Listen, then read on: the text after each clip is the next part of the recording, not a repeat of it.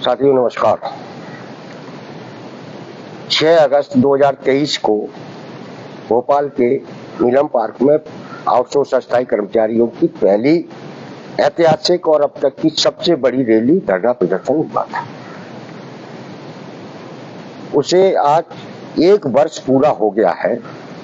Outsource की आवाज page पर पिछले साल के आंदोलन की तस्वीरें आपके बीच में उपलब्ध हैं। उसके बाद हम लोग 9 सितंबर को सीहोर से तिरंगा रैली निकाली और 10 सितंबर को शाहजहानी पार्क में धरना प्रदर्शन किया। इस 1 साल की अवधि में हम लोग नौकरियों में लागू की गई अब तक की सबसे अन्यायकारी प्रथा आउटसोर्स अस्थायी अंशकालीन ग्राम पंचायतों के कर्मचारियों के मुद्दे को राजनीतिक पार्टियों के अंदर प्रशासनिक हलकों में मुद्दा बनाने में सफल हुए हैं। 6 अगस्त के प्रदर्शन के बाद श्रम विभाग के प्रमुख सचिव ने 2-3 आदेश निकाले जो न्यूनतम वेतन से संबंधित था, जो श्रेणी प्रमोशन से संबंधित था, जो आउटसोर्स कंपनियों की मनमानी को रोकने के बारे में था। तो ये आंदोलन का प्रभाव था 6 अगस्त 2023 वाले का। और उसके बाद भारतीय जनता पार्टी ने अपने गारंटी पत्र में चुनाव की में आउटसोर्स कर्मचारियों को संविदा के समान सुविधाएं देने की गारंटी दी थी। कांग्रेस पार्टी ने भी अपने वचन पत्र में नौकरियों में लागू आउटसोर्स अस्थायी ठेका प्रथा को समाप्त कर आप लोगों के संविलियन का वचन दिया था। और उस आंदोलन का इतना बड़ा प्रभाव था कि मध्य प्रदेश सरकार जो पिछले 15 साल से न्यूनतम वेतन रिवाइज नहीं करी थी, उसे न्यूनतम वेतन रिवाइज करना पड़ा, जो विधानसभा चुनाव से पहले जिसकी घोषणा की गई। हालांकि वो मामला कोर्ट में है। 1 साल से हम लोग लगातार जिला स्तरों पर धरने प्रदर्शन रैली ज्ञापनों के जरिए इस मुद्दे को चर्चा में बनाए हुए हैं। कल 6 अगस्त को हम लोग बैतूल में हमने एक रैली की आउटसोर्स कर्मचारी को, जिसमें स्वास्थ्य विभाग के आउटसोर्स कर्मचारी सबसे ज्यादा थे। पहली बार हमने देखा कि हमारे कर्मचारी किस तरीके से पीड़ित और प्रताड़ित हैं। उन्हें कंपनियों के सुपरवाइजर अधिकारी अपना संगठन बनाने से रोकते हैं, उन्हें विरोध प्रदर्शनों में आने से रोकते हैं, लेकिन जब कर्मचारी अपने पे आ जाता है तो फिर कोई भी रुकावट उसे अपने हक में बोलने के लिए नहीं बाधा बन सकती। कल बैतूल में बड़ी संख्या में आउटसोर्स कर्मचारी इकट्ठा हुआ, कलेक्ट्रेट का घेराव किया, अपना ज्ञापन दिया। पहली बार हमने देखा कि एक प्रशासनिक अधिकारी 1 घंटे तक हमारे आउटसोर्स कर्मचारियों से बात करता रहा। 1 घंटे था। भले वो कुछ न करने में सक्षम हो, लेकिन उन्होंने भी ये बात स्वीकार की कि, और उनका कहना था कि आप लोगों ने अब तक ये बात क्यों नहीं बताई कि आपको सरकार का तय जो न्यूनतम वेतन है वो भी नहीं मिलता। ये अधिकारी का कहना था। महिला अधिकारी थी, उसको भी हमारे आउटसोर्स कर्मचारी स्वास्थ्य विभाग के थे, उनकी बातें सुन के उनके भी चेहरे पर जो है चिंता की लकीरें थी। और बैतूल में ये पहला प्रदर्शन था आउटसोर्स कर्मचारियों का। दिक्कत क्या है,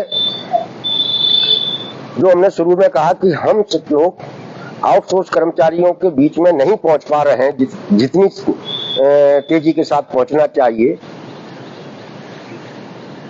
और उसी का नतीजा है कि आउटसोर्स एजेंसियां कंपनियां आपके साथ अन्याय कर रही हैं।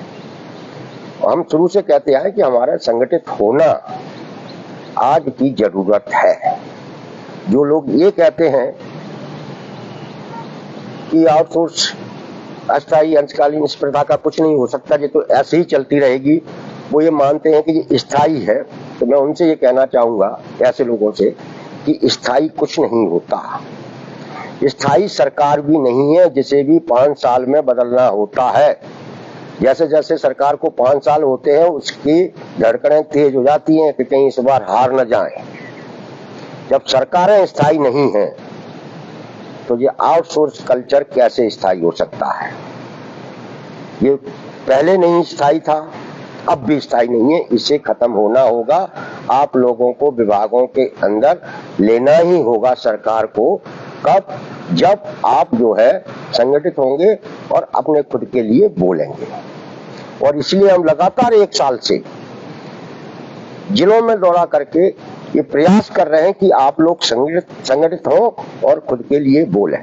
इस 1 साल की अवधि में ही हमारे संगठन की तरफ से और डिपार्टमेंट आउटसोर्स अस्थायी अंशकालीन ठेका कर्मचारी संयुक्त मोर्चा की तरफ से हजारों ज्ञापन प्रशासन को दिए गए हैं, जो मुख्यमंत्री के नाम थे, श्रम मंत्री के नाम है।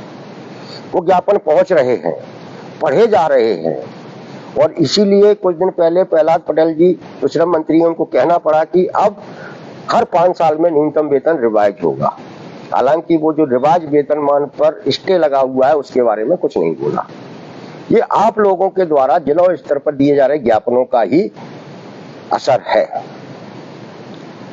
अन्याय की जहां तक बात है, कितना बड़ा अन्याय है, मैं आपको एक छोटा सा उदाहरण देता हूं। आपके परिवार में डिलीवरी होती है अस्पताल में, तो बच्चे को सबसे पहले हाथ में लेने वाला जो कर्मचारी है वो अस्पताल की आया होती है, जिसे नर्स की असिस्टेंट कह सकते हैं।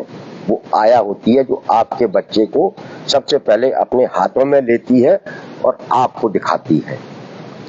उस आया के साथ भी स्वास्थ्य विभाग के अधिकारी और कंपनियां मनमानी कर रहे हैं। उसे 3,000, 4,000, 5,000 रुपए ही वेतन देते हैं, जबकि उसका न्यूनतम वेतन है सरकार के ही द्वारा तय 9,975 रुपए, जो उसको नहीं मिलता है। कल ये बात हमको बैतूल के स्वास्थ्य विभाग की महिला कर्मचारियों ने बताई। कितनी शर्म की बात है। आया से महत्वपूर्ण काम कौन करता होगा अस्पतालों में? सोचने वाली बात है। लेकिन उस गरीब आया का भी पैसा कंपनियां खा रही हैं। ये कितनी शर्म की बात है। और ये बात सबको पता है, सरकार को भी पता है, स्वास्थ्य विभाग के अधिकारियों को भी पता है, स्वास्थ्य मंत्री को भी पता है। लेकिन ये इस तरफ इस अन्याय को खत्म कराने के लिए गंभीरता से ये काम नहीं करते। कल स्वास्थ्य विभाग के जो बैतूल के कर्मचारी प्रदर्शन में शामिल हुए थे, तो वो एक तरीके से अपनी नौकरी को दांव पर लगा कर इकट्ठे हुए थे। उन्होंने कहा हाँ कंपनी निकालेगी देख लेंगे, अधिकारी मनमानी करेंगे देख लेंगे, हम तो रैली निकालेंगे। उन्होंने रैली निकाली, ज्ञापन दिया और सब में हिम्मत आई, उनका डर निकला और उन्होंने तय किया है कि हम अपने न्यूनतम वेतन की लड़ाई, स्वास्थ्य विभाग में संविलियन कराने की लड़ाई को पूरी ताकत के साथ एकजुट होकर लड़ेंगे। और उन्होंने अपना नेता भी अनीता पाल को वहां का जिलाध्यक्ष चुना और 10-11 लोगों की एक कमेटी भी बना दी। इसी तरीके से अन्यायकारी आउटसोर्स कल्चर खत्म होगा, क्योंकि अन्याय आपके साथ बहुत बड़ा है। हम लोग तय कर चुके हैं, हमारे ऑल डिपार्टमेंट की कोर कमेटी से विचार विमर्श के बाद हम लोगों ने तय किया है कि हमें सितंबर के महीने में भोपाल में एक बार पुनः इकट्ठा होना है। उसके लिए 22 सितंबर की तारीख तय की गई। क्योंकि 2023 का कार्यक्रम जब हम लोगों ने किया था, तब हमारे साथ हमारे संगठन का दायरा बहुत छोटा था, कुछ आउटसोर्स कर्मचारियों में ही हमारी पकड़ थी। लेकिन इस 1 साल के अंदर हमने निरंतर अपने संगठन की सक्रियता को बनाए रखा और आज हमारे साथ अलग अलग क्षेत्रों के अन्याय के शिकार कर्मचारी शामिल हुए हैं बड़ी संख्या में। ग्राम पंचायतों का जो हमारा चौकीदार है, भ्रष्ट है, नल चालक है, पंप ऑपरेटर है, वो इस अन्यायकारी कल्चर को समाप्त कराने के लिए हमारे साथ आया है। वो 22 सितंबर को हजारों की संख्या में भोपाल आएगा। ये वो लोग तय कर चुके हैं, उनकी भी बैठकें जिलों में चल रही हैं। शिक्षा विभाग जनजातीय विभाग के जो अंशकालीन कर्मचारी हैं जिनके साथ 20 साल से अन्याय हो रहा है, वो भी अब इसी 1 साल की अवधि के दौरान हम लोगों के संपर्क में आए, हमारे साथ आए और वो भी अपने साथ हो रहे अन्याय के खिलाफ लड़ना चाहते हैं। स्वास्थ्य विभाग में साल भर पहले हमारी उतनी पकड़ नहीं थी, लेकिन आज स्वास्थ्य विभाग में भी हमारी पकड़ बनी है संगठन की, और ये लोग भी इस अन्याय, इस शोषण को खत्म कराने के लिए लड़ना चाहते हैं। लोग, आपको पता है कि स्वास्थ्य विभाग और मेडिकल कॉलेज को मिलाकर वहां पर 1.5 लाख से ज्यादा आउटसोर्स अस्थायी कर्मचारी हैं। 1.5 लाख की संख्या कितनी होती है, आप कल्पना कीजिए। इसलिए हमारे संगठन ने स्वास्थ्य विभाग को अपनी प्राथमिकता में लिया है, और वहां जो हमारा छोटा कर्मचारी है उसके साथ जो अन्याय हो रहा है, न्यूनतम वेतन नहीं मिला, मतलब इतने सालों से, कितने शर्म की बात है, उनके साथ न्याय कराने का संकल्प हमारे संगठन के पदाधिकारी ले चुके हैं, और हम लोग न्याय कराएंगे। 22 सितंबर को ये लोग भी बड़ी संख्या में आ रहे हैं। इसी तरीके से अन्य दूसरे विभागों में, आयुष में योगा प्रशिक्षक हैं, डायल 100 के लोग हैं, कंप्यूटर ऑपरेटर, सारे विभागों का मिला लें तो बड़ी संख्या में है। ये लोग साल भर पहले भी आंदोलन में शामिल हुए थे, आज भी ये अपने स्तर पर अपने आप को सक्रिय रखकर सबको संगठित करने का काम कर रहे हैं। हमारा कंप्यूटर ऑपरेटर भी बड़ी संख्या में 22 सितंबर को आने वाला है। हम लोग तय कर चुके हैं कि 22 सितंबर 2024 को अन्याय के खिलाफ आंदोलन का ऐतिहासिक दिन बनाना है। हम लोग इकट्ठे होंगे, रैली निकालेंगे, धरना प्रदर्शन करेंगे, और भोपाल में हम लोग जब तक रुकने की तैयारी कर रहे हैं कि जब तक कि हमारे साथ न्याय नहीं होता। आंदोलन का क्या स्वरूप रहेगा वो तो आंदोलन के कुछ दिन पहले ही स्पष्ट करेंगे, लेकिन आंदोलन ऐतिहासिक होना है, ये बात तय है। तो साथियों, आपसे लगातार हम लोग बात करते रहते हैं। अभी हम ये बारिश कम होने के बाद, रक्षाबंधन के बाद कई जिलों से हमारे पास खबर आ रही है, वो लोग मीटिंग करना चाहते हैं। 20 अगस्त के बाद हम कई जिलों में जाने वाले हैं, बैठकें करेंगे, धरने प्रदर्शन, रैलियां, जो भी होता है वो करेंगे, और 22 सितंबर की तैयारियों में जुट जाएंगे। आप लोगों से मेरा सिर्फ इतना सा आग्रह है कि आप लोग लक्ष्य बनाकर 22 सितंबर की तैयारियों में लग जाएं। हमारे कुछ आउटसोर्स के साथी YouTube चैनल चलाते हैं, उनसे भी मेरा आग्रह है कि वो भी अपने YouTube चैनलों के जरिए ये जो आउटसोर्स अस्थायी अंशकालीन ग्राम पंचायत कर्मचारियों के साथ जो अन्याय हो रहा है, उस अन्याय के खिलाफ जो लोगों में एकजुटता बढ़ रही है, इसको ज्यादा प्रचारित करें, बजाय उन इधर उधर के फालतू फालतू आदेशों को चलाकर भ्रमित करने की बजाय।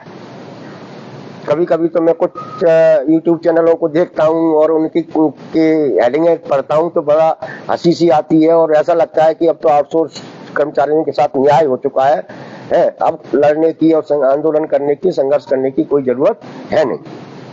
कृपया हमारे अन्याय के शिकार कर्मचारियों को संतुष्ट करने वाली खबरें न चलाएं। जब भी खबर आएगी न्यूनतम वेतन को लेकर, वो आपको सबसे पहले आउटसोर्स की आवाज पेज पर मिलेगी, और वो खबर हाई कोर्ट का स्टे हट जाएगा, उस दिन हम लोग न्यूनतम वेतन के बारे में जो हमारा अभियान चल रहा है उससे हम मान सकते हैं कि यहाँ सरकार ने इसमें कोई हस्तक्षेप किया, इसलिए वो स्टे हटा है। लेकिन तब तक एक ही खबर है कि आउटसोर्स न्यूनतम वेतन के मुद्दे पर सरकार चुप है, वह कंपनियों कारखाना मालिकों का साथ दे रही है। तब तक एकमात्र खबर यही। इसलिए साथियों, जैसे जैसे हमारा अभियान आगे बढ़ेगा, हमारा आंदोलन तेज होगा, सरकार को न्यूनतम वेतन के सवाल पर भी हाईकोर्ट में अपना पक्ष रखना पड़ेगा, और वो पक्ष हमारे और आपके हित में ही होगा। क्योंकि आंदोलनों से जो सरकार की बदनामी होती है, उस बदनामी से बचने के लिए सरकार को कोई न कोई ऐसा निर्णय लेना पड़ेगा जिससे आप लोगों का बढ़ा हुआ वेतन मई एरियर के आपको मिले। तो साथियों, मेरा आपसे पुनः आग्रह है कि बोलने से, एकजुट होने से और संघर्ष करने से आपको बहुत कुछ हासिल होगा, आपके साथ न्याय होगा। इसलिए आप लोग अपने स्तर पर ऑल डिपार्टमेंट के कर्मचारियों की एकता बनाने का काम करें, उन्हें एकजुट करने का काम करें और 22 सितंबर के आंदोलन से उन्हें जोड़ने का प्रयास करें। इसी के साथ आप सब लोगों से नमस्कार। आज की इस चर्चा को आप शेयर करें, लोगों तक अधिक से अधिक पहुंचाएं और पेज को फॉलो भी करें। जो भी हमारे पास जानकारियां आती हैं, हम इसी मंच से आप तक पहुंचाते हैं, पहुंचाते रहेंगे, आपको एकजुट करते रहेंगे। आपके साथ न्याय कराने तक यह चर्चा जारी रहेगी। नमस्कार।